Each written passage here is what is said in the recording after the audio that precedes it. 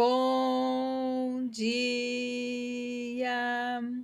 Estamos de volta com as nossas reflexões matinais à Corsa da Manhã. Estamos nestes 40 dias de propósito e estamos na nossa semana da santificação.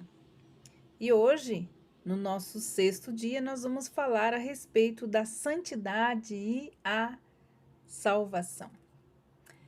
A fé em Cristo, ela é a raiz de toda a santidade. Que o primeiro passo em direção a uma vida santa é confiarmos em Cristo.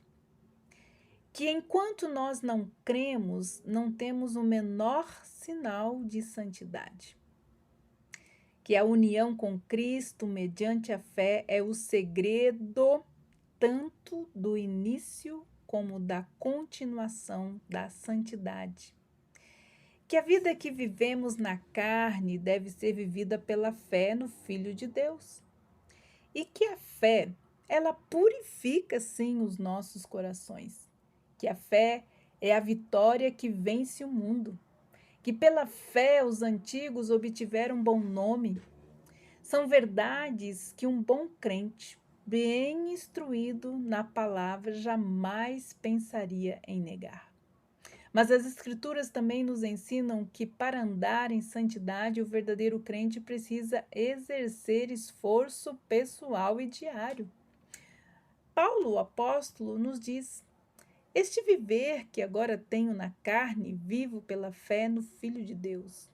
Ele disse também em outra passagem: Assim corro, luto e esmurro meu corpo. E em outros trechos ainda ele diz: Purifiquemo-nos de toda impureza e esforcemo-nos, pois, para entrar desembaraçados de todo o peso do pecado. Hebreus 4, 11 e 12, 1. Nenhum filho de Deus que tenha sido ensinado sonhará em questionar que uma vida de autoconsagração diária e de companheirismo constante com Deus deve ser o alvo de todo aquele que se professa crente. E que devemos nos esforçar por formar o hábito de nos dirigir ao Senhor Jesus Cristo a respeito de tudo que seja uma carga ou um embaraço, quer grande ou quer pequeno. Deixemos sobre ele todo o cuidado. A verdadeira santidade não consiste apenas em crer e sentir, mas em realizar e suportar, em demonstração prática de uma graça ativa. Aonde? No nosso linguajar, no nosso temperamento, nas nossas paixões e inclinações naturais, na nossa conduta como pais e filhos, como patrões e empregados, como esposas e esposos, como governantes e cidadãos, nossa maneira de vestir, o uso que fazemos do nosso tempo, a nossa conduta, nos nossos negócios, nosso comportamento, na nossa saúde, na enfermidade, na riqueza, na pobreza, tudo faz parte. E tudo isso precisa ter as raízes da santidade implantadas em nosso coração. Quando isto acontece, todos em nosso redor verão o nosso andar santo. Enquanto os nossos familiares, amigos não verem qualquer melhoria e crescimento em santidade na nossa conduta, no nosso temperamento, estamos causando um dano imenso contra a causa de Cristo. A santidade é algo da imagem de Cristo, que deve ser visto e observado por outras pessoas em nossa vida particular, em nossos hábitos, em nosso caráter e em nossas ações. Assim, podemos ver em Provérbios 23, 7 o seguinte: assim como você pensa na sua alma, assim você é. Nossos pensamentos precisam passar pelo processo de santificação, de purificação. E nós vamos começar a nossa jornada com a purificação da mente e do coração. De acordo com Mateus 15, 19, como já vimos, o pecado começa no coração. e na mente. Até que nossos pensamentos e atitudes estejam sob o controle de Deus, não experimentaremos a vida abundante em Cristo Jesus. Não é à toa que Satanás ataca as nossas mentes com pensamentos inapropriados, pecaminosos. Ele sabe que se ele puder desenvolver fortalezas em nossos pensamentos, ele facilmente nos levará a pecar e a nos separar do poder de Deus.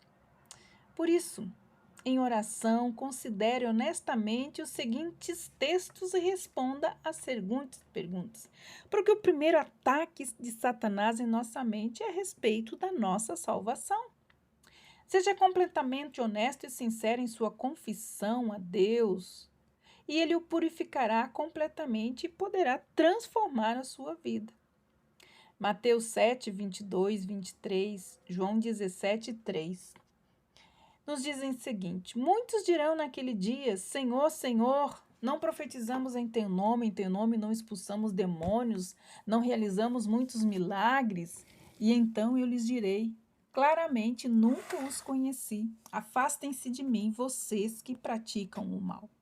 João 17,3 diz o seguinte: esta é a vida eterna, que te conheçam o único Deus verdadeiro e a Jesus Cristo a quem enviastes.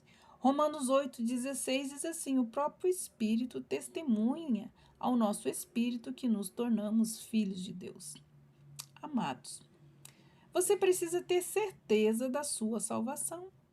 O primeiro pecado a ser vencido é a dúvida sobre a nossa salvação.